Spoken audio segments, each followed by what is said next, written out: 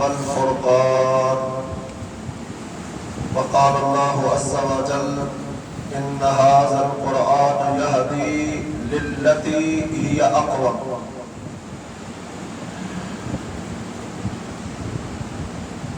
رمضان وہ مہینہ ہے جس میں اللہ سبحانہ و تعالیٰ نے قرآن مجید کو نازل کیا ہے.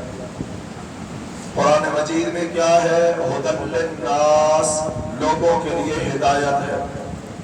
وبینات من الہدی، اور ہدایت کے راستوں کو واضح کیا گیا ہے، کھول کر بیان کیا گیا ہے. والفرقان، اور قرآن مجید میں حق اور باطل، صحیح اور غلط میں فرق موجود ہے. دوسری جگہ پہ اللہ سبحانہ و تعالیٰ فرماتے ہیں ان ھذا القرآن یہدی للتی ہی اقوم، بے شک یہ قرآن ہدایت دیتا ہے ان کو اقوم جو مضبوط ہوتے ہیں، پختہ ہوتے ہیں. مضبوطی سے مراد ایمان اور تقوی کی مضبوطی ہے، یعنی منافقین کی طرح ڈاما ڈول نہیں ہوتے. لا الہ الا ولا الہ الا، جیسے ان کی تعریف اللہ سبحانہ و تعالیٰ نے سورۃ حج میں بیان فرمائی کہ وَمِنَ النَّاسِ مَن يَعْبُدُ اللَّهَ عَلَى حَرْفٍ، لوگوں میں سے بعض وہ ہیں جو ایک کنارے پر کھڑے ہو کر اللہ کی عبادت کیا کرتے ہیں. اگر ذرا سا کوئی خطرہ محسوس ہوا تو وہ بھاگ گئے، اور اگر ادھر کوئی لالچ نظر آیا تو ادھر کو دوڑ پڑے. مومن ایسا نہیں ہوتا. مومن عقیدے میں مضبوط ہوتا ہے، ایمان میں پختہ ہوتا ہے، تقوی اور اللہ پر بھروسے میں جمع ہوا ہوتا ہے، استقامت اختیار کرنے والا ہوتا ہے. ڈاما ڈول بندہ قرآن سے رہنمائی نہیں لے سکتا. قرآن کبھی منافق کو، ڈاما ڈول بندے کو رہنمائی نہیں دیتا ہے. اس لیے اگر میں اور آپ چاہتے ہیں کہ رمضان قرآن ہمارا رہنما بنے، تو قرآن کی رہنمائی حاصل کرنے کے لیے رمضان المبارک بندے میں مضبوط تقوی پیدا کرتا ہے. جیسے اللہ سبحانہ و تعالیٰ نے بھی مقصد یہی رمضان کا بیان کیا، لعلکم تتقون، تم پر روزے فرض کیے گئے. مقصد کیا ہے فرضیت کا؟ تاکہ تمہارے اندر تقوی پیدا ہو. اور جب تقوی پیدا ہوتا ہے تو پھر اللہ سبحانہ و تعالیٰ اس دنیا میں چلتے پھرتے اس بندے کو جنت کی بشارتیں دیتے ہیں، مشکلات، تکلیف، پریشانیوں سے نکلنے کی بشارت دیتے ہیں. وَمَن يَتَّقِ اللَّهَ يَجْعَلْ لَهُ مَخْرَجًا، جو اللہ کا تقوی اختیار کرتا ہے اللہ اس کے لیے مشکلات سے نکلنے کا راستہ بنا دیتا ہے. وَيَرْزُقْهُ مِنْ حَيْثُ لَا يَحْتَسِبُ، جہاں سے بندے کو امید نہیں ہوتی وہاں سے بھی اللہ سبحانہ و تعالیٰ اسے رزق عطا فرما دیتے ہیں. یہ تقوی ہی ہے کہ جس کے بارے میں اللہ سبحانہ و تعالیٰ نے فرمایا اِنَّ أَكْرَمَكُمْ عِندَ اللَّهِ أَتْقَاكُمْ، تم میں سے زیادہ عزت والا اللہ کے ہاں وہ ہے جس میں تقوی زیادہ ہے. یہ تقوی ہی ہے جس کے سبب میں اللہ سبحانہ و تعالیٰ نے فرمایا وَأُزْلِفَتِ الْجَنَّةُ لِلْمُتَّقِينَ غَيْرَ بَعِيدٍ، متقین کے لیے جنت سجا دی گئی ہے اور وہ ان سے زیادہ دور نہیں ہے. مَثَلُ الْجَنَّةِ الَّتِي وُعِدَ الْمُتَّقُونَ، وہ جنت جس جنت کا وعدہ متقین سے کیا گیا ہے اس کی مثالیں اللہ سبحانہ و تعالیٰ نے بیان کی ہے. جب یہ رمضان بندے کو تقوی دیتا ہے تو قرآن مجید اس کا رہنما بن جاتا ہے. جیسے قرآن مجید کے شروع میں اللہ سبحانہ و تعالیٰ نے فرمایا بسم اللہ الرحمن الرحیم الف لام میم ذالک الکتاب لا ریب فیہ ھدی للمتقین. یہ کتاب قرآن مجید، اس میں ذرہ برابر شک نہیں ہے کہ یہ اللہ کی طرف سے حق ہے، اور اس بات میں بھی کوئی شک نہیں ہے کہ یہ ہدایت کی کتاب ہے. لیکن ان کے لیے جن میں تقوی، پرہیزگاری ہو، متقی ہو، تو انہیں قرآن رہنمائی دیتا ہے. اب جن کو قرآن رہنمائی دیتا ہے ان کے اندر 6 صفات کا ہونا لازمی ہے. گویا میں اور آپ اپنے آپ کو پہچان سکتے ہیں ہمارا رمضان ہمیں کتنا تقوی دے رہا ہے. اگر ان 6 صفات میں مضبوطی اور پختگی پیدا ہو رہی ہے تو پھر سمجھ لینا چاہیے میرا رمضان مجھے تقوی دے رہا ہے. لیکن اگر ان اعمال میں 6 صفات میں کمی ہے، کمزوری ہے، تو پھر فکر کرنی چاہیے کہ کہیں میرا رمضان ضائع نہ ہو رہا ہو۔ کہ نبی صلی اللہ علیہ وسلم نے فرمایا کتنے لوگ ہیں روزہ رکھتے ہیں لیکن انہیں سوائے بھوک اور پیاس کے کچھ نہیں ملتا ہے۔ کتنے لوگ ہیں راتوں کا قیام کرتے ہیں لیکن سوائے تھکاوٹ کے انہیں کچھ حاصل نہیں ہوتا ہے۔ کہیں میں بھی ان بد نصیبوں میں سے نہ ہو جاؤں جن کے روزے صرف اسے بھوک پیاس دے کے جائیں، کوئی اجر ثواب دے کر نہ جائیں۔ ان بد نصیبوں سے میں کہیں نہ ہو جاؤں کہ جن کو رات کا قیام تھکاوٹ کو دے جاتا ہے لیکن اجر و ثواب سے محروم کر جاتا ہے۔ آئیے میں اور آپ اپنے تقوی کو چیک کریں۔ تقوی والوں کی پہلی صفت کیا ہے؟ الذین یؤمنون بالغیب، جو غیب پر ایمان لاتے ہیں۔ غیب سے مراد کیا ہے؟ اللہ کو دیکھا نہیں پر ایمان لائے، اللہ کے فرشتوں کو دیکھا نہیں پر ایمان لائے، اللہ کی کتابوں کو اترتا دیکھا نہیں پر ایمان لائے، میں نے اور آپ نے رسول اللہ کو دیکھا نہیں پر ایمان لائے، آخرت کے دن پر یقین ہے پر دیکھا نہیں ہے، اپنی تقدیر پر یقین ہے لیکن تقدیر کا علم نہیں ہے۔ فرمایا اللہ سبحانہ وتعالیٰ نے یؤمنون بالغیب، غیب پر ایمان رکھتے ہیں۔ کوئی چیز نظر آئے تو بالاولیٰ نہیں نظر آئی، اللہ رسول نے فرما دیا ہے یقین پختہ ہے، حق ہے اور سچ ہے، نظر آئے یا نہ آئے اس پر ایمان لانا پڑے گا۔ دوسری صفت اللہ سبحانہ وتعالیٰ نے فرمائی وَيُقِيمُونَ الصَّلَاةَ، نماز کے پابند ہوتے ہیں۔ بھائیو نماز اللہ نے جہاں پر بھی ذکر کیا، نماز پڑھنے کو نہیں، نماز قائم رکھنے کو حکم دیا ہے۔ قائم کا مطلب کیا ہے؟ اسے ہمیشہ پڑھا جائے، صرف رمضان کی نمازی نہ ہو، صرف جمعے کا نمازی نہ بنے، صرف عیدین کا نمازی نہ ہو، روزانہ 5 وقت کی نمازیں اللہ نے فرض کی ہے، ان 5 کو قائم رکھے۔ تب تک قائم ہے جب تک درمیان سے چھوٹے گی نہیں کوئی نماز، چھوٹ جائے گی تو وہ ساقط ہو جائے گی، قائم نہیں رہے گی۔ اور اللہ نے نمازوں کو قائم رکھنے کو حکم دیا۔ مومنین کی، متقین کی، عباد الرحمن کی، جنتیوں کی صفات میں اللہ نے ایک صفت یہ ذکر کی ہے یقیمون الصلاۃ، وہ نمازوں کے بڑے پابند ہوتے ہیں، نمازوں کی باقاعدگی کرنے والے ہوتے ہیں، نمازوں کو قائم رکھنے والے ہوتے ہیں۔ اور تیسری صفت بیان کی وَمِمَّا رَزَقْنَاهُمْ يُنْفِقُونَ، جو ہم نے ان کو رزق دیا اس میں سے وہ اللہ کے حکم کے مطابق خرچ کرتے ہیں۔ ہمارے بہت سارے بھائی نماز کے بڑے پابند ہیں پر زکوٰۃ کی پرواہ نہیں کرتے۔ بھائیو اللہ نے 70 سے زیادہ مقامات پر قرآن مجید میں رمضان کے نام نماز اور زکوٰۃ کو اکٹھا بیان کیا ہے۔ زکوٰۃ اور نماز اکٹھے بیان ہے۔ نماز کی پابندی، زکوٰۃ میں سستی کیوں ہے؟ ابو بکر صدیق رضی اللہ عنہ نے تو تلوار نکال دی، فرمایا اگر نبی صلی اللہ علیہ وسلم کے دور میں کوئی ایک رسی جو اونٹ میں باندھنے کے کام آتی ہے وہ دیتا تھا، اگر اب نہیں دے گا ابو بکر اس سے جہاد کرے گا۔ ایمانداری سے بتائیے جہاد کس سے ہوتا ہے؟ مسلمان سے کہ کافر سے؟ اگر ابو بکر نے جہاد کی تلوار اٹھائی ہے تو اس کا مطلب ہے صحابہ کرام رضوان اللہ علیہم اجمعین نماز سے زکوٰۃ کو الگ کر دینے والے کو مسلمان مومن نہیں مانتے تھے۔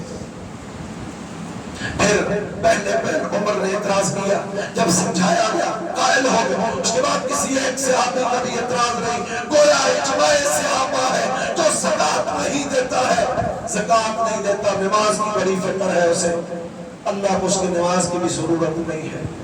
ایک بندہ آیا اللہ کے نبی کے پاس، اللہ کے نبی میں مسلمان ہونا چاہتا ہوں، آپ نے اسے اسلام کی تعلیمات بتائیں، نماز 5 وقت کی پڑھنی ہے، روزے رکھنے ہیں، زکوٰۃ دینی ہے، حج کرنا ہے، جہاد کرنا ہے، یہ کرنا ہے، وہ کرنا ہے۔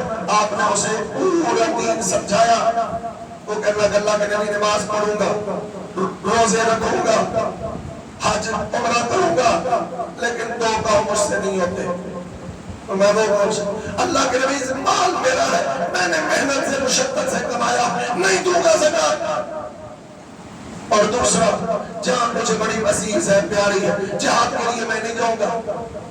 اللہ کے نبی نے فرمایا میں تیری بیعت نہیں لیتا، لا زکوٰۃ ولا جہاد، کیف تدخل الجنۃ، نہ زکوٰۃ دینے کو تیار ہے نہ جہاد کرنے کو تیار ہے، بتا جنت میں کیسے جائے گا؟ میں اور زکوٰۃ کو کچھ سمجھتے ہی نہیں، نماز کی بڑی پابندی ہے۔ بھائیوں نے زکات کا حساب رکھنا، اس کا مناسب انداز سے اس کی ادائیگی کرنا یہ فرض ہے، بالکل ایسے ہی جیسے نماز روزہ فرض ہے۔ چوتھی صفت بیان فرمائی، فرمایا والذین یؤمنون بما انزل الیک، اللہ کے نبی وہ لوگ متقین ہیں جو آپ پر نازل شدہ دین پر، قرآن پر، حدیث پر ایمان رکھتے ہیں، وما انزل من قبل، اور اس پر بھی جو آپ سے پہلے نازل کیا گیا اس پر بھی ایمان رکھتے ہیں، وبالآخرۃ ہم یوقنون، آخرت پر ان کا یقین ہوتا ہے۔ یہ 6 صفات ذکر کی اللہ نے، کن کی؟ متقین کی۔ کون سے متقین؟ جنہیں قرآن رہنمائی دیتا ہے۔ جب قرآن رہنمائی دینے لگتا ہے تو میرا رب آسمانوں سے اس کی ضمانت اور گارنٹی نازل کرتے ہیں، اولئک علی ھدی من ربہم واولئک ھم المفلحون، یہی لوگ ہدایت یافتہ ہیں اور یہی لوگ فلاح اور کامیابی پانے والے ہیں۔ اگر میں اور آپ رمضان سے تقوی حاصل کر رہے ہیں تو تقوی والوں میں یہ 6 صفات کا ہونا ضروری ہے۔ پہلی صفت ایمان بالغیب، دوسری صفت نماز کو قائم رکھنا، تیسری صفت زکات کی ادائیگی، چوتھی صفت اللہ کے نبی پر نازل شدہ دین پر ایمان، پانچویں صفت اللہ کے نبی سے پہلے نازل شدہ ادیان اور کتابوں پر ایمان، اور چھٹی صفت آخرت کے دن پر یقین۔ یقین ایمان تو میرا اور آپ کا بھی ہے آخرت پر، لیکن ہمارے اعمال، ہماری بدعمالیاں، ہمارے کرتوت بتاتے ہیں کہ ہمیں آخرت پر یقین نہیں ہے۔ یقین جنہیں ہوتا ہے وہ گناہ نہیں کرتے، جسے پتا ہو میں نے ابھی حاضری دینی ہے وہ کبھی بھی اس مقام کی خلاف ورزی نہیں کرے گا۔ اگر یقین ہو رب کے سامنے پیش ہونا ہے ہم گناہوں سے بچیں گے، نیکیوں کو اختیار کریں گے۔ کیا پتا کب بلاوا آ جائے، جب بلاوا آئے کم از کم اس وقت مجھے اللہ کو منہ دکھانے کے قابل ہونا چاہیے۔ سو بھائیوں، قرآن مجید میں نے اور آپ نے اللہ کے فضل و کرم سے پورا سنا، پورا پڑھا، الحمدللہ۔ اللہ ہمیں اس کے اجر ثواب سے محروم نہ کرے، ہمیں اس کے ایک ایک حرف پر اللہ نیکیاں عطا فرمائے۔ لیکن بھائیوں احساس ضروری ہے، احساس کہ کہیں یہ سارا کچھ ضائع نہ ہو جائے، یہ احساس ضروری۔ بالکل اپنے آپ سے باہر نہ ہو کہ میں نے بڑی نیکیاں کر لی ہیں، اور بھائیو اللہ نیکیوں کا محتاج نہیں ہے، ضرورت مند میں اور آپ ہیں۔ اللہ نہ قبول کرے اس کا کچھ نہیں جاتا، لیکن قبول نہ ہوئی تو میرے پاس کچھ نہیں بچے گا۔ اس لیے اپنے نیکیوں کی قبولیت کی فکر کرنی چاہیے۔ نیکیوں کی قبولیت کے لیے صحابہ 2 عمل کرتے تھے، نیک کام کرتے نا، پھر اسے قبول کروانے کے لیے 2 کام کرتے، ایک صدقہ خیرات دیتے اور دوسرا دعائیں کثرت سے کرتے، یا اللہ یہ میں نے کر دیا ہے اسے قبول تو نے کرنا ہے۔ قرآن بھی ہمیں یہی رغبت دیتا ہے۔ رمضان کے آخری ایام ہے نا، جو حاصل کر لیا الحمدللہ، اگر کوئی کمی کوتاہی ہے تو آخری یہ چند دن رہ گئے، زور لگا لیجیے، زور لگا لیجیے، کیا پتا اگلے سال نصیب ہوگے کہ نہیں۔ اللہ اکبر۔ تو اللہ سبحانہ وتعالی سے اپنے اس عمل کو قبول کروانے کے لیے روزوں کو، زکات جو دی اللہ کی راہ میں خرچ کیا، صدقہ خیرات، راتوں کے قیام، قرآن کی تلاوت، ذکر و اذکار، سحریاں، افطاریاں، یہ ساری چیزیں قبول کروانے کے لیے 2 کام بھائیوں۔ صدقہ اس لیے کہ اللہ کا غصہ صدقے سے ٹھنڈا ہوتا ہے۔ جب اللہ کا غصہ ٹھنڈا ہو جائے، مجھ سے راضی ہو جائے، پھر کیا میرے گناہ نہیں بخشے گا؟ کیا میری نیکیوں قبول نہیں کرے گا؟ یقیناً کرے گا۔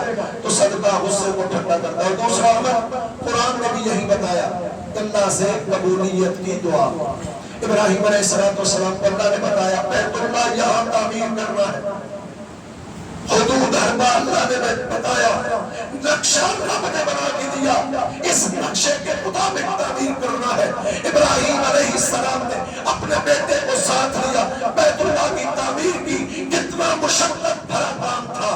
اندازہ لگانا ہو تو جو بھائی حج عمرہ کر گیا انہوں نے دیکھا ہوگا مقام ابراہیم جو وہاں پر جالی لگی، اس کے اندر ایک پتھر پڑا ہے، اس پتھر پر پاؤں کے نشان ہے۔ اتنا مشقت بھرا کام تھا، ابراہیم اس پتھر پہ کھڑے کھڑے اس پتھر پہ ابراہیم علیہ السلام کے پاؤں کے نشان بن گئے۔ کیا اپنی مرضی سے نہیں، اللہ کے بتانے پر، اللہ سبحانہ و تعالیٰ کی رہنمائی میں۔